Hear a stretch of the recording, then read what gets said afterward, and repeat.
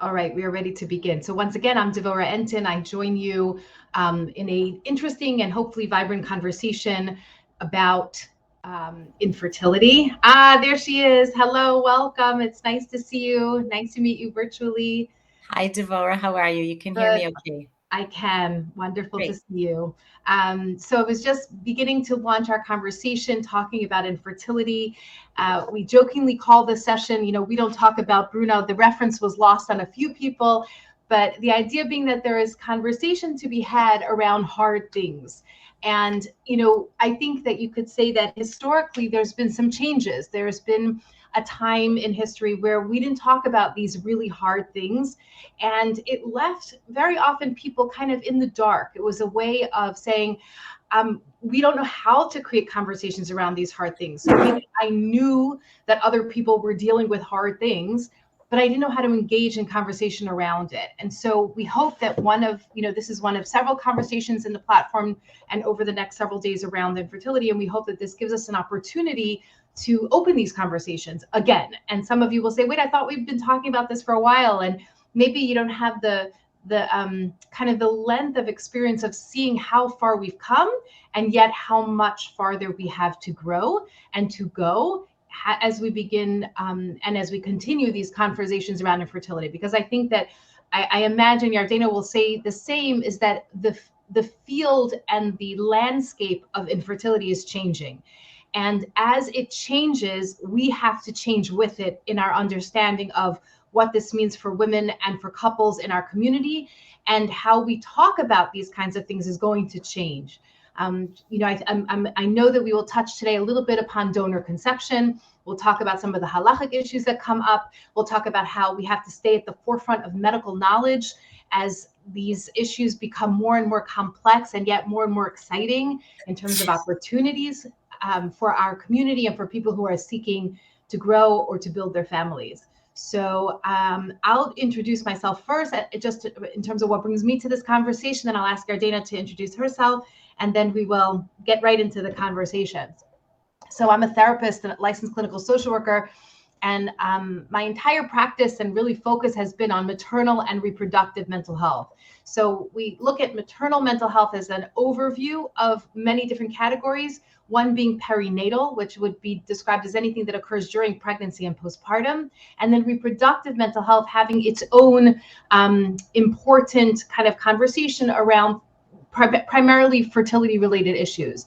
So I work as a maternal health and reproductive health specialist.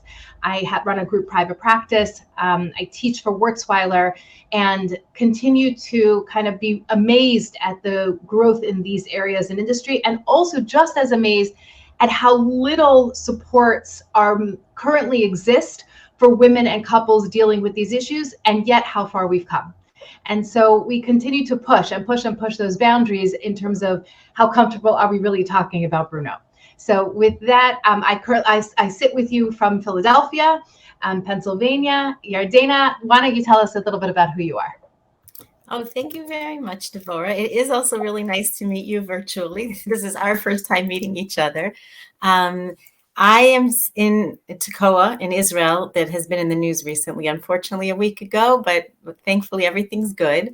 And I'm thinking, before I introduce myself, that, we're talking about these weeks as we're counting the Omer, and we're going from a place of great clarity, of direct divine revelation and intervention in coming out of Egypt through a process of Sfirat HaOmer, of building our own inner tools and our resources in order to arrive at that peak at Sinai.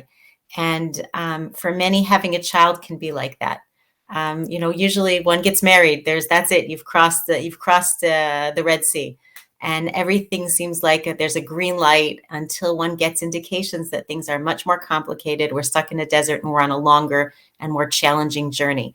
And I personally have helped couples through many stations on this journey, mostly in a professional capacity as a Nishmat Yoetz at Halachic fertility counselor.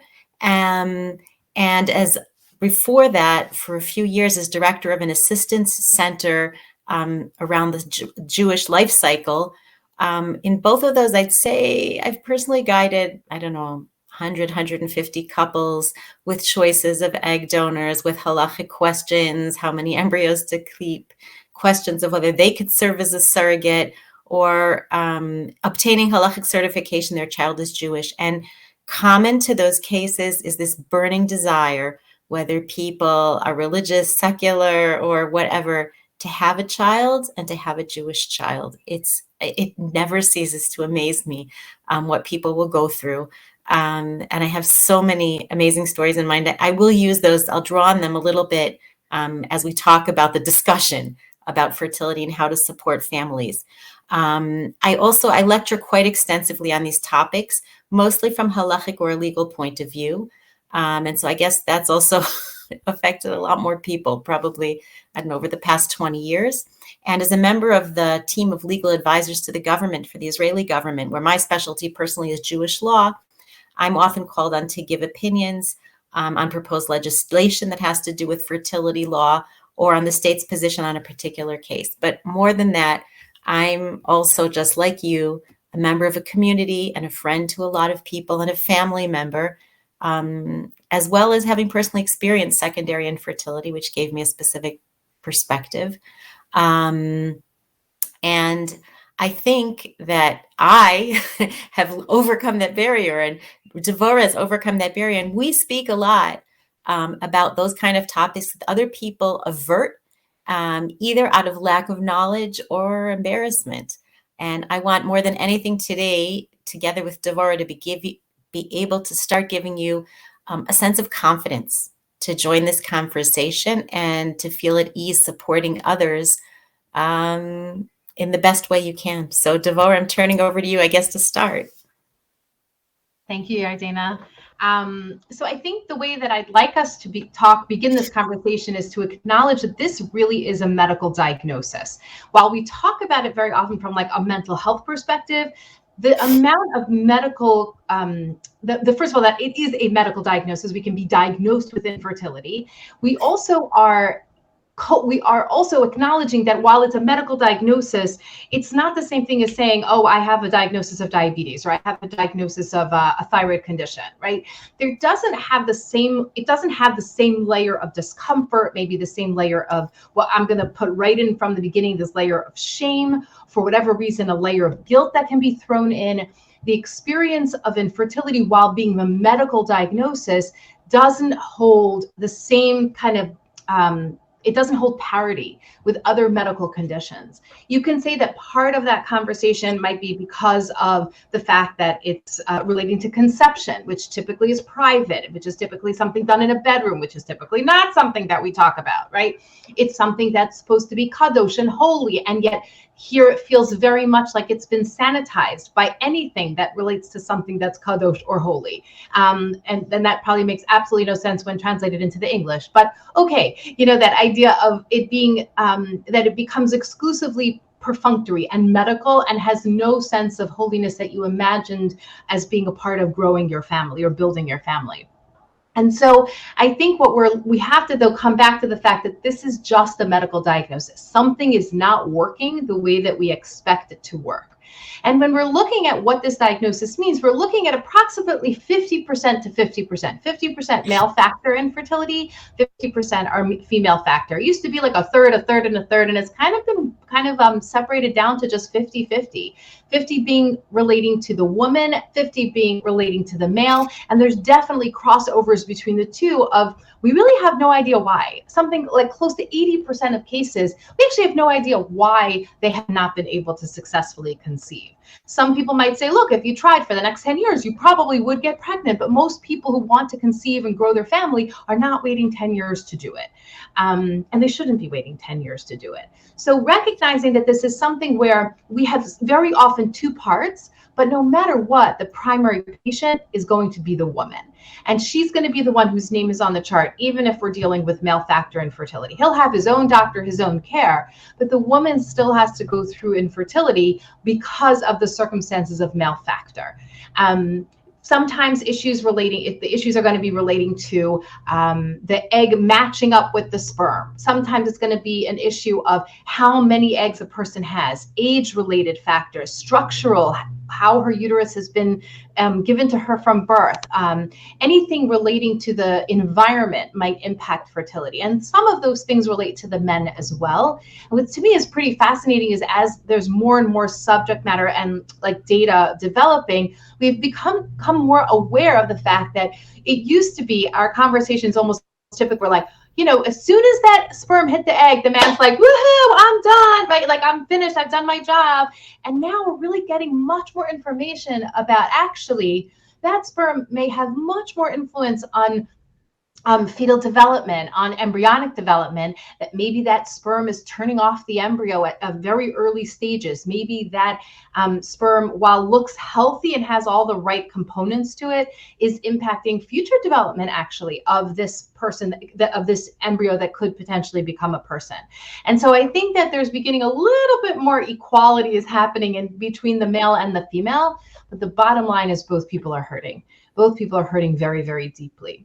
So I think that when I think about infertility, I want us to be acknowledging that we're looking at is a circumstance that we see through the lens of grief.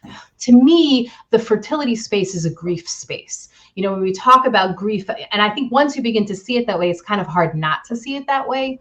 Because if you just begin with the grief space of being one that it's absolutely hit me in an unexpected way. I didn't see this coming. And that could be a heavy dose of the theme that we're dealing with. Like, how did I not know that I had premature ovarian failure? How did I not know that I didn't have any sperm? How did I not know that my sperm was unhealthy? How did I have no idea that I had a divided uterus and I was going to have a major challenge with conceiving? Like, how did I not know these things? And then we hit, you know, married life and the anticipated conception and development of a baby, and all of these things come to bear.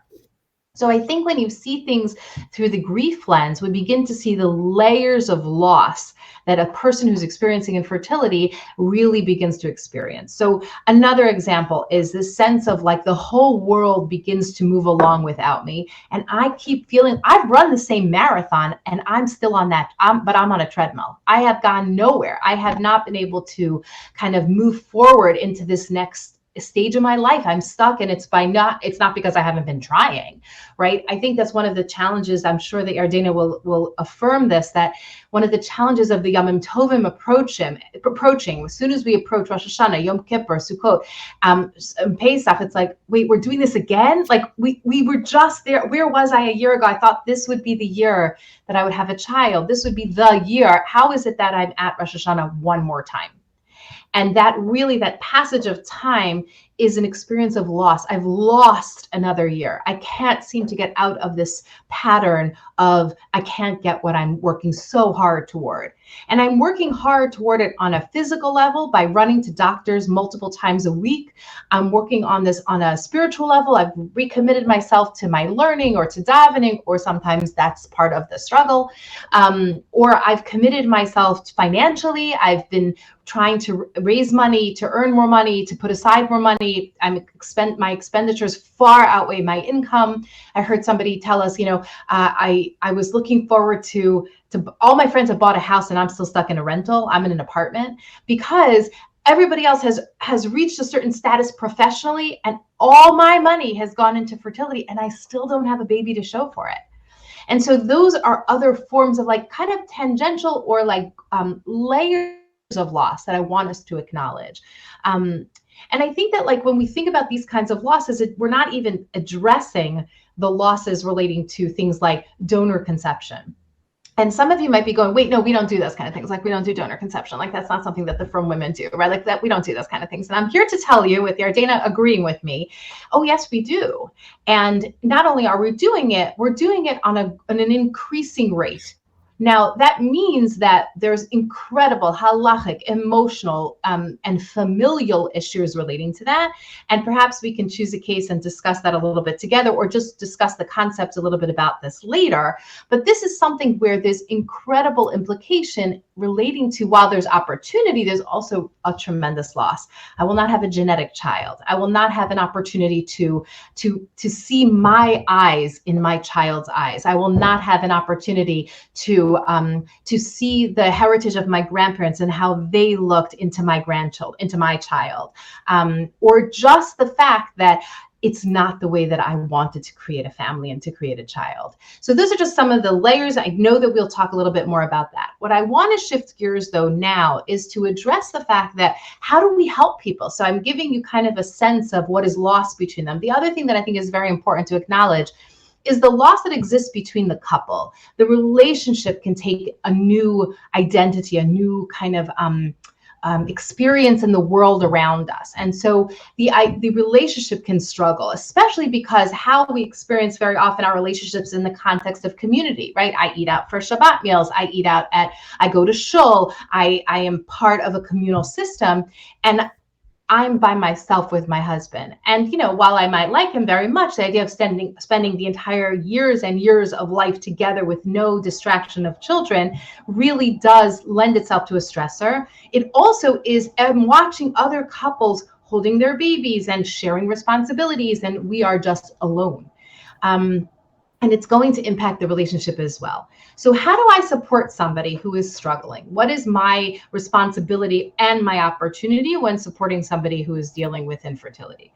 So first and foremost, I want us to acknowledge that if somebody shares with you something that's so private and so personal and is so vulnerable, we need to honor that experience first and foremost. So we have to recognize that if someone shares some information with you and they say, we're really struggling.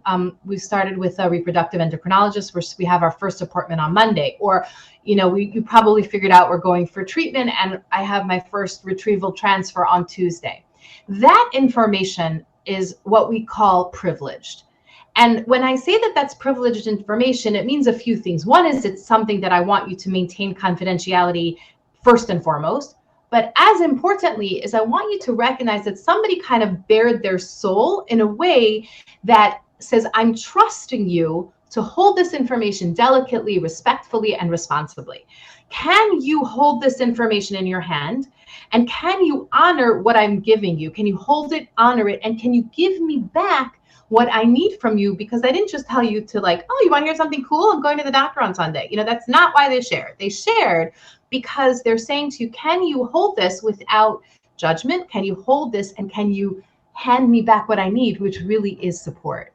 So somebody shares with you, honor, first of all, recognize that it's a privilege. Wow, I'm being given privileged information, and it is a privilege to be given this information.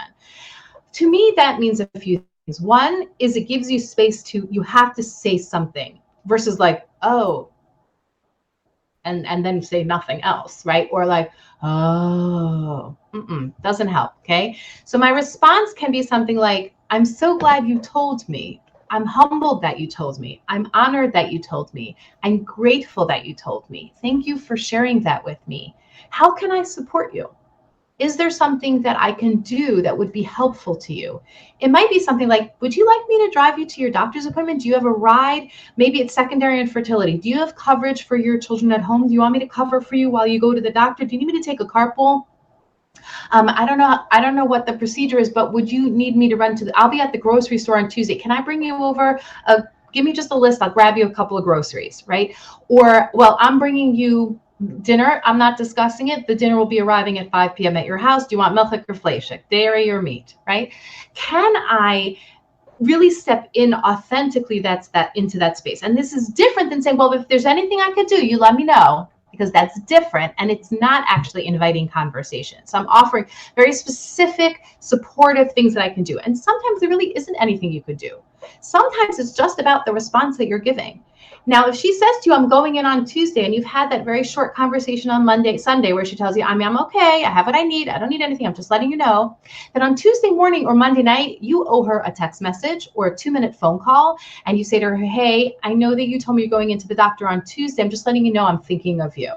Okay, maybe you say I'm davening for you, maybe you don't. I don't know, that there's a lot of people that push back on that and are not comfortable with that. And frankly, daven for her anyways, she doesn't have to know it. What you can do though is to say, you're on my thoughts. I'm hoping all goes well. I know this week is challenging. I'm just acknowledging that you're going through a rough time, and thank you for sharing that with me. And then a day or two later, hi, I'm just checking in with you. I hope that you're feeling good. I hope that you're feeling comfortable. I hope you don't have any pain, right? So notice that none of those things are questions. All of those things are statements. So when I ask you a question, then you have an obligation to respond.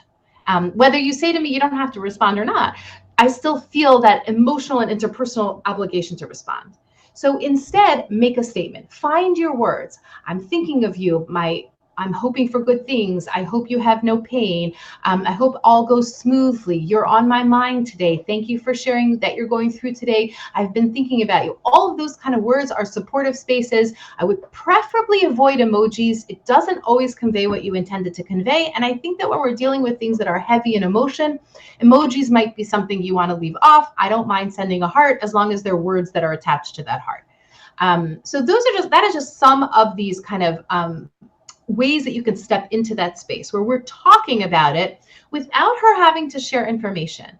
I can say to her, is there anything more that you'd like to share with me? Is there anything more that you'd like to discuss? I'm here. I don't want to be invasive, but anything that you'd like to share. Before I pass the baton over to Yardena, I just want to make one other comment about being acknowledging of not only what interpersonally happens between the two of you, but turn your head to the right and to the left.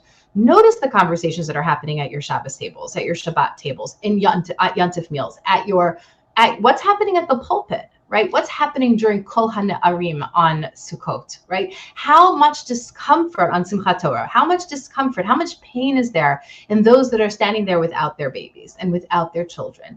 Can I maybe make some shifts, some changes, some initiatives that would challenge those spaces in a way that would help them feel acknowledged without feeling uncomfortable? Can we have Rabbanim being more, and people who speak or lecture, can you be a little more aware of being inclusive in the conversations for those who have children, for those that don't yet have children, right? Because so much of our conversation is the generational approach to our Masorah and what happens if I don't have a child? Where do I belong?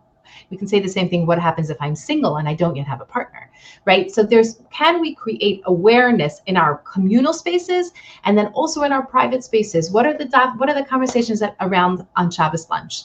Can I make sure that my other company knows that this couple has been trying to have children? Please be mindful of not kvetching about your children, right? Or focusing heavily on tuition stressors, because the people who are sitting at your table are going, I'd love to pay tuition right now because instead I'm paying infertility treatment, right? So I think that just some of that awareness, kind of raising the awareness, is going to increase. It may not necessarily include additional conversation about infertility, but it softens the spaces where people who are in tremendous pain can land more delicately. And I hope that these are some technical things. I'm sure we'll bring up some more, but I'm hoping that awareness level of like what other people are going through, their grieving, their sensitivities, the painful spaces might, if we're aware of them, we can change the dynamic just a bit in our communities. Yardena, you want to take over from here? Wow, that was such a dynamic presentation, Devorah. I want you to know that I was infected by your enthusiasm, and I was really, I guess, surprised in a way by, I guess, your approach. Maybe as a therapist means that you meet all the people who are so open to talking all the time and are going to readily give you the privilege of sharing their story. And I want to back up for a minute for those people watching and wondering, hey, wait a second, I see people around me possibly suffering a lot. What can I do for them when they haven't approached me? What I want to do is, I guess I'm honoring this process of Sfirat HaOmer in a big way, in that I want to divide what I'm saying literally into talking points on 3 levels. I think that what goes on when we try to support people starts up in our minds, goes on to the speech and the way we're talking, and then comes down into the world of ma'aseh, of actions. And I want to back up into our minds, and I guess maybe it's a strong influence of Chabad, of Chochmah, Bina, and Dat, those 3 levels of thought, speech, and action, and go back up into the way we're thinking in order to be able to support effectively and in a sensitive way. I look to those shluchim of Chabad, and I think that part of their secret of affecting people in such a positive way, and I think Devorah as well, just completely embodied this, is having a very strong blueprint of what they're doing, what they want to achieve in turning to somebody, and a very strong sense of belief in their shlichut. And the fact that they were put in this position right now to help this person. So I'm going to try that. We're going to start with having the end in mind, a little bit of a blueprint. And when I examine our thoughts and what we have behind it, let's say you see this is my first talking point. Okay, I'm going to give you 1, 2, 3, 4, 5, 6, 7, so you can go back to it. You see a couple married for 1, 2 years or 3, 4 years, and they haven't told you so, but you suspect they're facing fertility challenges. And this is very careful and very tricky, not deliberately choosing to wait, which is something which is more and more common in the religious community as well. That they're really on birth control and waiting and doing something else. And, I've heard of people davening for somebody, and that person says to me, they just have no idea, but I'm waiting between children. So, get your facts straight about what's going on for people.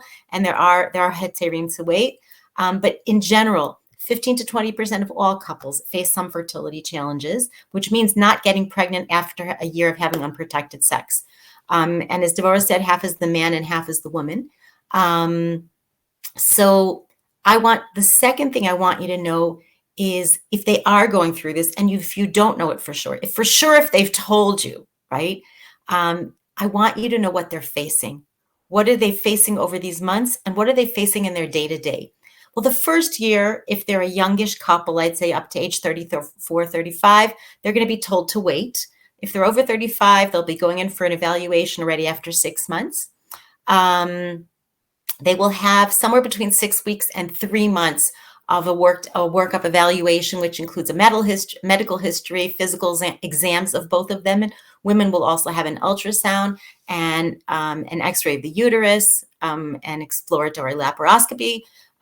They will have the man will have a sperm test, although that has a lot of emotional factors. Halachically, Nishmat paskins that if they're at the stage where they need to do a work down, that the man is allowed to do that. How to do that? Ask me a question separately offline. Also, many doctors will be doing at the same time genetic screening, a breast exam, and a pap, because that's going to affect the treatment in the future. What will happen when they start doing treatment?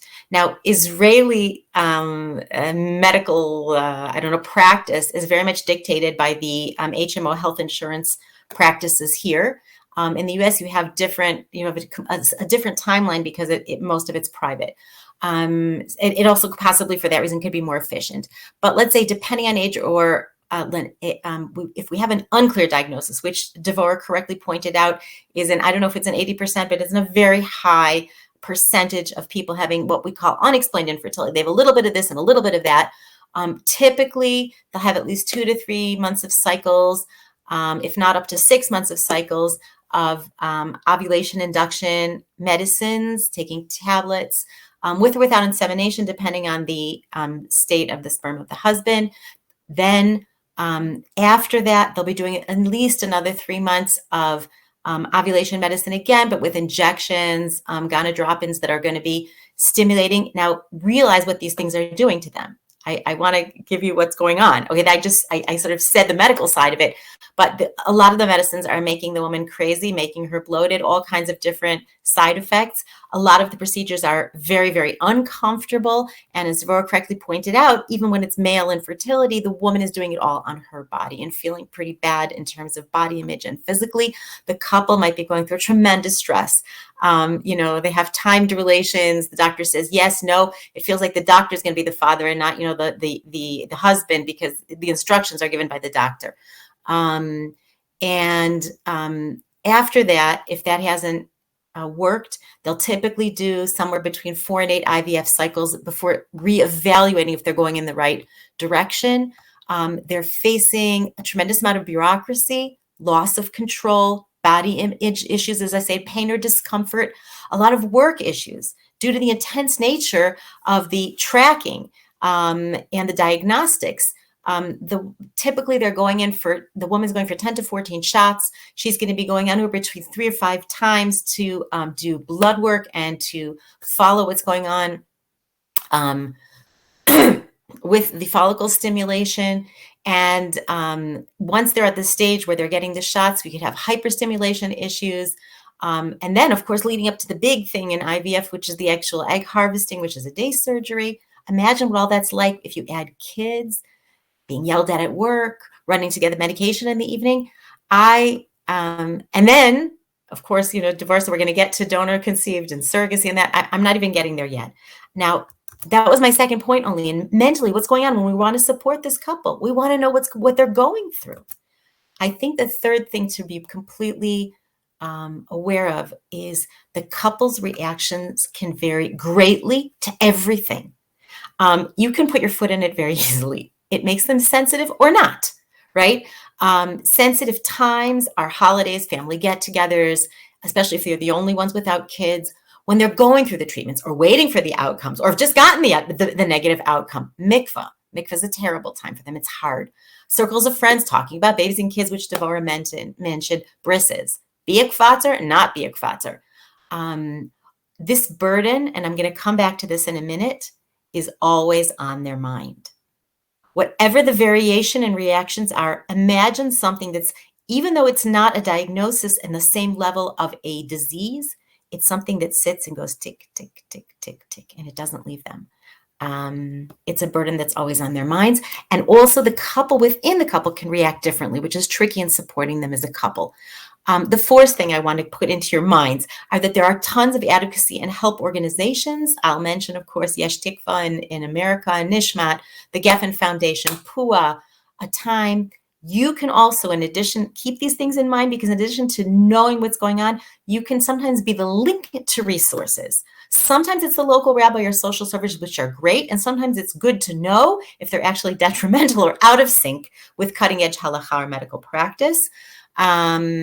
I will, Bezrat Hashem, get to it on the second round of some examples of what we do as Nishmat's fertility counselors and popular questions, and how this applies, if it's the right kind of place to refer them to. The fifth thing that I would say in mentally preparing for this is to lock onto the specific person or couple in mind. Try to really see them, right? Be mentally prepared to talk, to offer help, but also for the possibility, right? Devorah was talking about when they've already confided in you. I'm talking about when they haven't. The possibility that you won't be needed or wanted. And remember that the focus is on them. Stay real. But sometimes it might be another shaliach. I remember my daughter wanting to get into high school and really needed somebody to talk to. And I wasn't the right person. It was a good friend. I said, go to my good friend. It could be that you're not the right shaliach. Think about you in relation to them. It says that, one of the very important things when people go up to the Beis HaMikdash, it was to see and to be seen. Those going through treatments can feel invisible. Their need is they're not seen. Nobody realizes the extent of what they're going through. Nobody realizes the emotional pain they're going through. And, we talked about loss, grieving before Devorah spoke about, but when someone loses somebody, you know it. People don't know what this person is going through, so that they're invisible. And just the fact that you see them can sometimes be the biggest thing. Remember when Hannah prayed for a child at the Beis HaMikdash?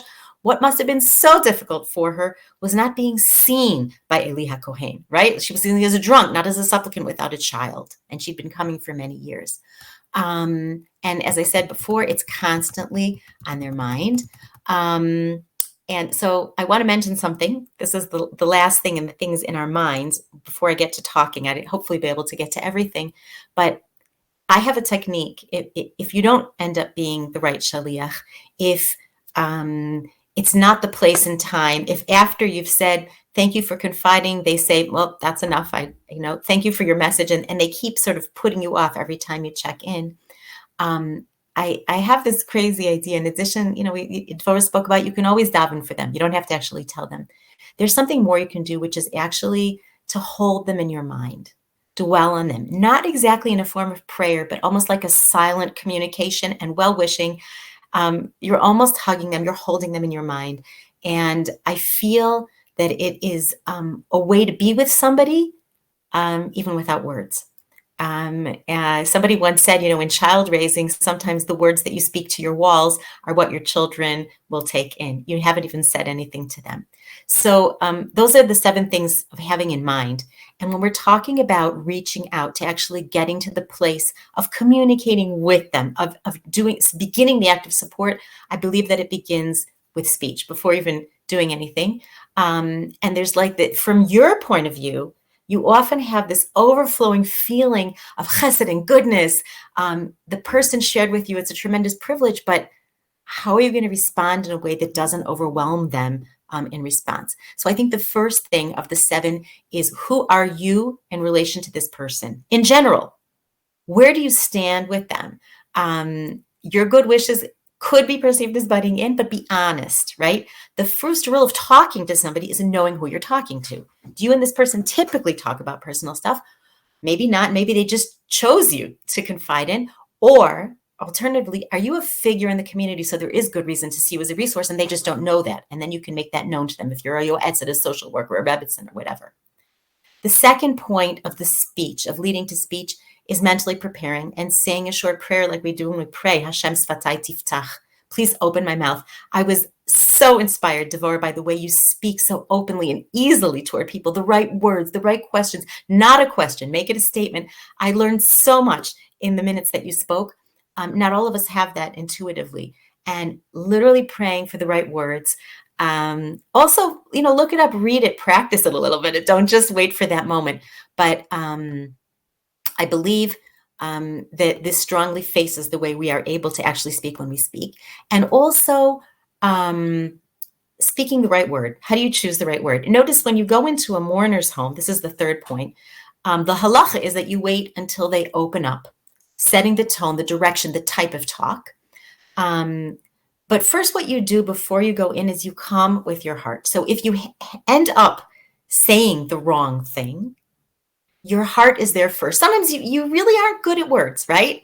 But you can recover. If your heart is in the right place and the things we spoke about in your mind and preparing yourself before you speak, you can recover. So I would say, yes, choose the right word and practice it.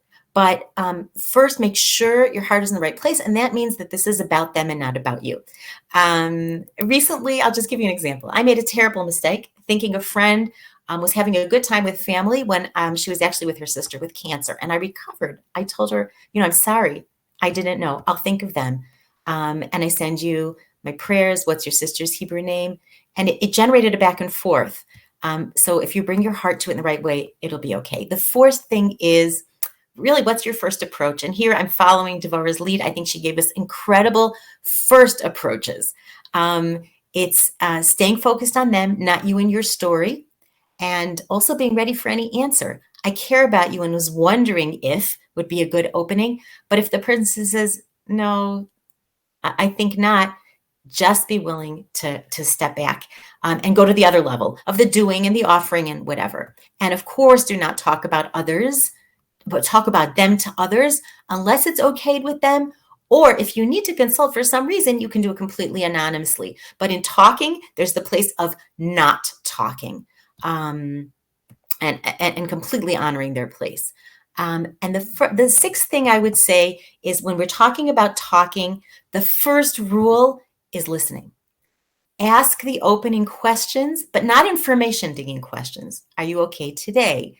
Are you feeling you need a break? I hope you're not in pain from yesterday's retrieval, or what, and give them the space to talk. And practice your listening. Repeat back their words a little bit differently. Check to see that they feel understood, that they feel seen, both in the meaning and the nuance and the feeling. And the last thing is, stay honest. It might be hard for you. It might be hard emotionally. It might be hard theologically, intellectually. Stay on their wavelength. Not, I don't know what to say, but rather, I wish I had exactly the right words. Let's explore it together. I'm with you. And I think that would be the seventh thing to do. And then when in jumping to the third level of maaseh, of what to do, Devorah mentioned most of the things that I was going to mention. Especially, there's one thing that's a very big difference between the United States and Israel, and that's the financial.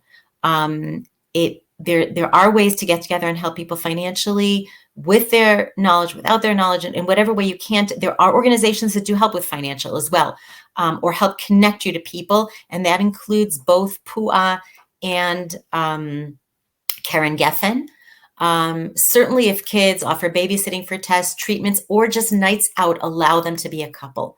The third thing that Devorah mentioned as well, sending positive notes now and then, remembering the right dates, but also things that are not just on the thing. Sending a poem, sending something with an interesting angle. And the fourth thing I'll now move to is the pasuk in Mishlei says, "Da'aga belev ish yesichena," right? A worry on one's heart.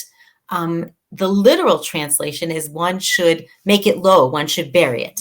But the Parshanim said the other options are one should talk it out, or one should be distracted. And the pasuk ends by saying, "V'davar tov yisamchena," right? You should try to make them gladden their heart.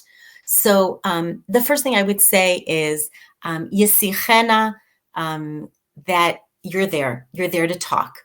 The second part of it is bury it. Today, in today's psychological climate, burying it is not something that we do, but we don't want it always to have that burning effect on them, which it does. As I mentioned before, it is important to have in mind that this is constantly on their mind.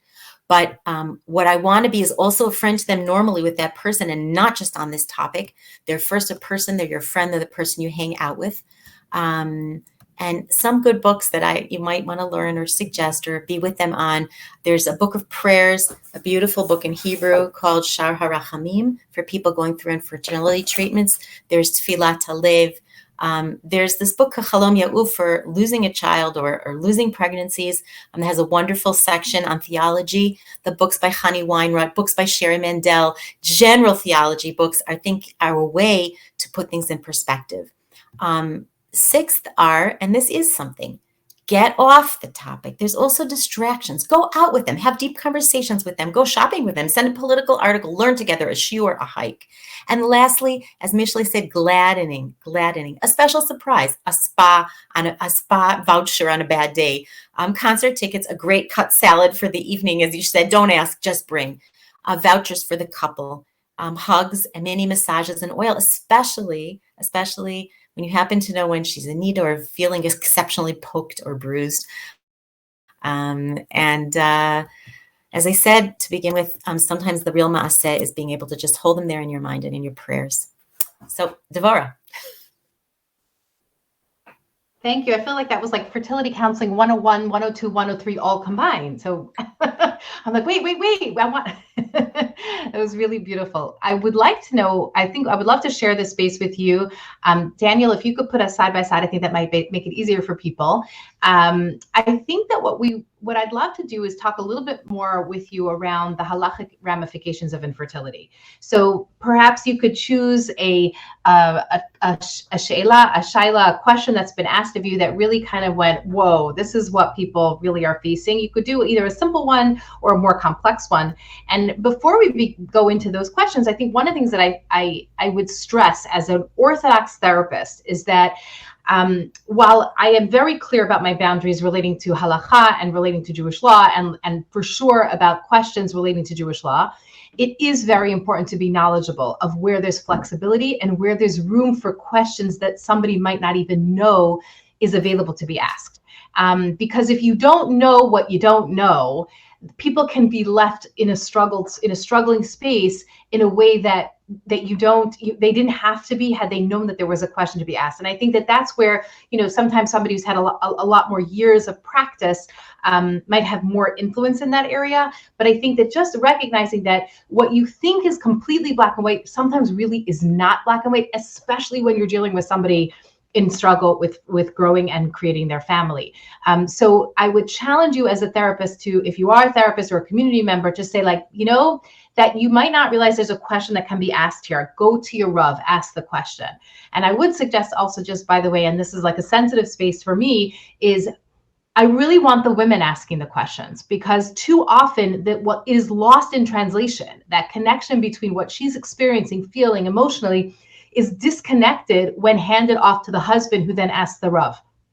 So I think that encouraging and coaching and supporting women and asking their own questions can have incredible value in the outcome of the question. I have seen that happen over and over and over again, that the answers really very often reflect how it is being asked. So knowing where there's grays, knowing where there's room for flexibility is crucial for me as a religious woman and as a therapist as well, but also knowing my boundaries. So I'll say to somebody like, I want you to ask this question and let me know what they say. And it's so much fun when I'm right. So that being said, Yardena, one more thing I just want to comment. There's one organization that has not been mentioned. Bonei Olam is another organization. Bonei Olam is an organization that exists in many different countries, Israel, United States. And they're one of the only, there is a few that give other grants, but they are giving out millions of dollars to Jewish couples who are struggling with infertility. There are limitations within every organization as what they do support, what they don't support. At this time, they are not really involved in donor conception related issues, not yet. But I think recognizing that there is this incredible organization that does provide funding, and I think they distribute the most amount of money in all of our organizations. And each organization has its own functionality in terms of what they do best. And so really making sure you really know what each of them offer me and you and the community. Okay, tell me a story. Tell me something that you've been asked.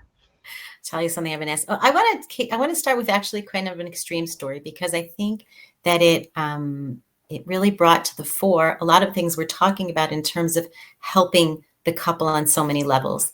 There was a very sensitive case of a woman who had 2 children, who was in her early 40s. And she what came to ask us about fetal reduction. She had 3 embryos, and medical advice to the doctor, who really was definitely reduce one of the embryos, if not 2. And her husband reacted one way, and she reacted another way. And so in addition to there being the straight halachic question, what was correct, what constitutes a danger in this situation, and the permissibility of fetal reduction, which involves aborting one of the children.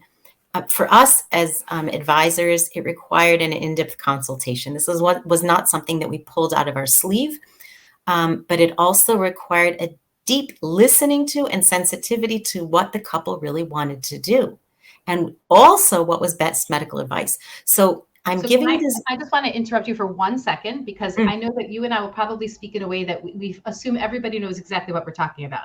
So typically in an IVF process, you're going to transfer 1 embryo, and 1 embryo will grow, and that hopefully will become a baby. Actually, sometimes those embryos in IVF actually split. They seem to have a higher level of splitting and becoming identical twins. However, sometimes when we're dealing with an older patient, sometimes the doctors will say, I'm going to transfer multiple embryos with the hope, because age and time is passing, we're going to transfer multiple embryos with the hope that 1 sticks. I was dealing with this case.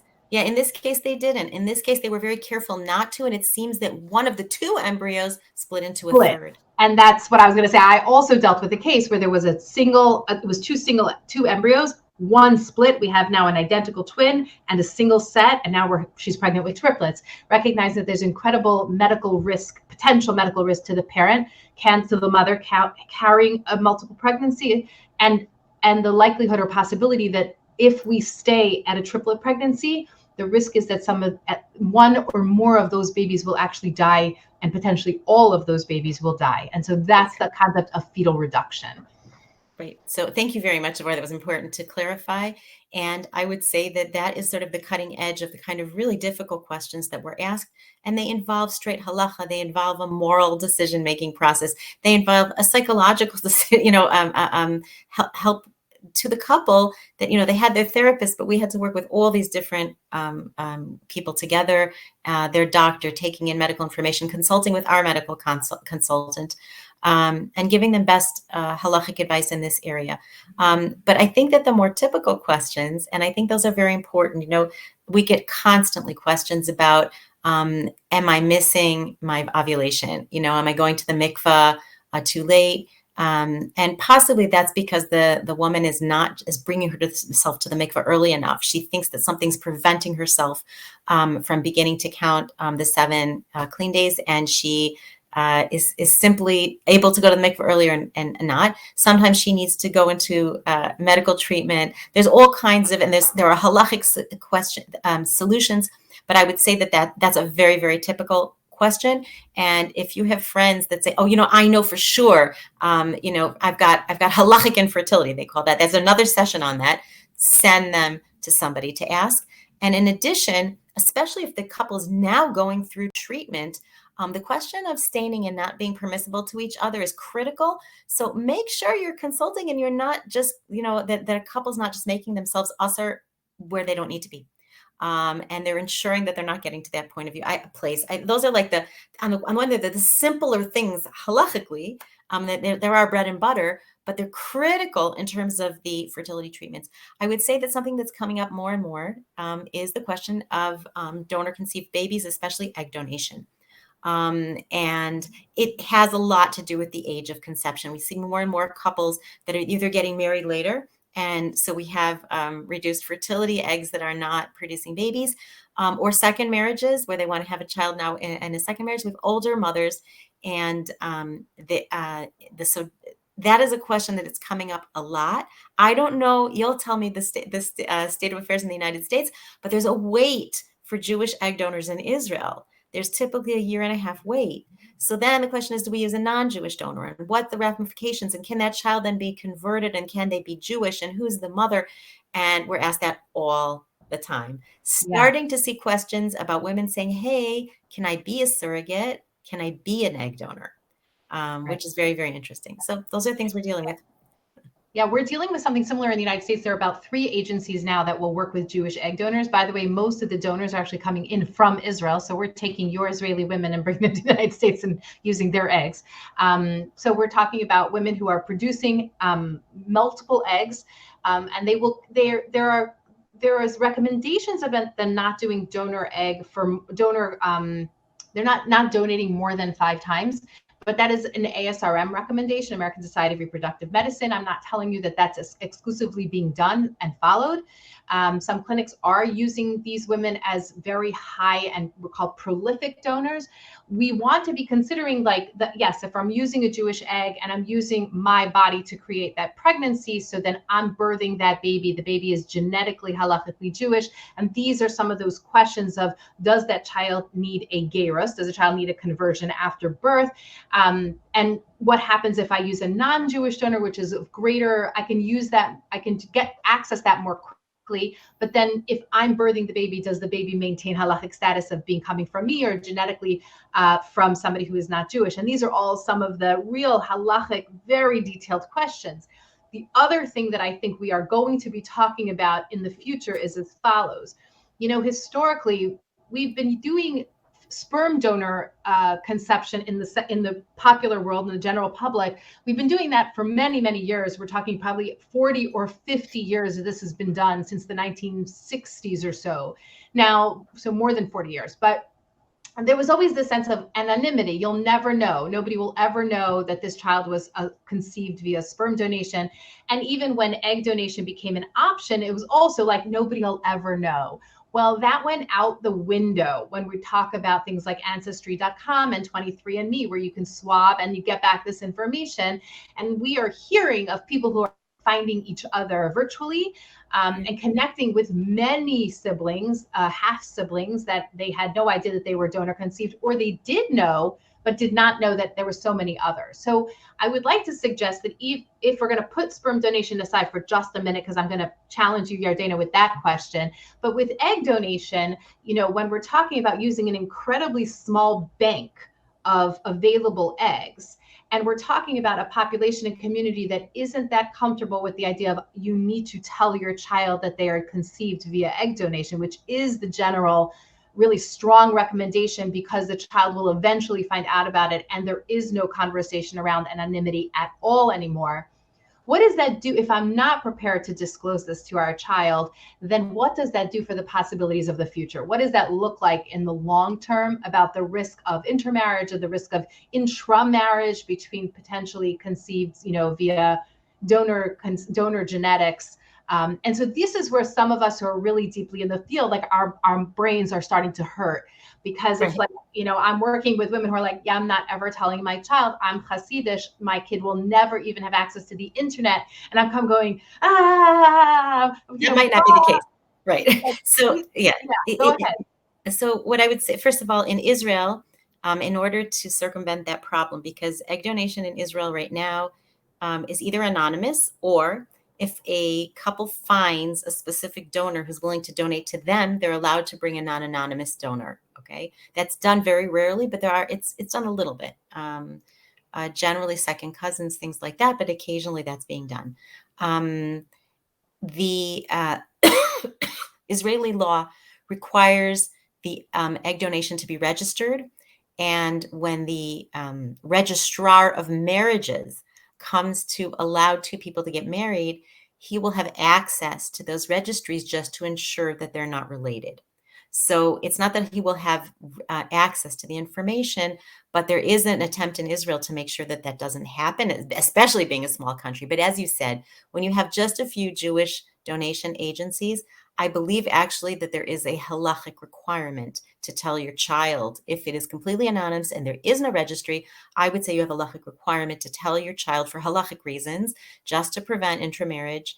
The other possibility, which like the Beit Din, in recent decisions about people who were conceived anonymously, said that right now it's okay. We don't have a real chashash of there being mamzerut, of two people being related through the genetic mother or father, but that it could be in the future, if it becomes more and more prevalent, that we will require genetic testing to make sure that they're not related. So there are ways to take care of it, even anonymously, and even for a Hasidic community, just to do a genetic test which will ensure that they're not related. But and maybe they'll do it in a way that is anonymous, but they're going to have to take care of it. I mean, halachically, they'll have to take care of it at some level.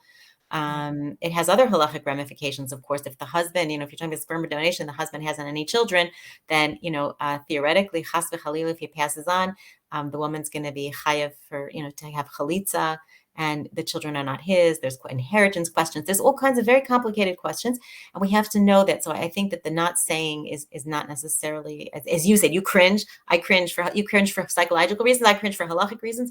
All of the above. All of the above. Yeah.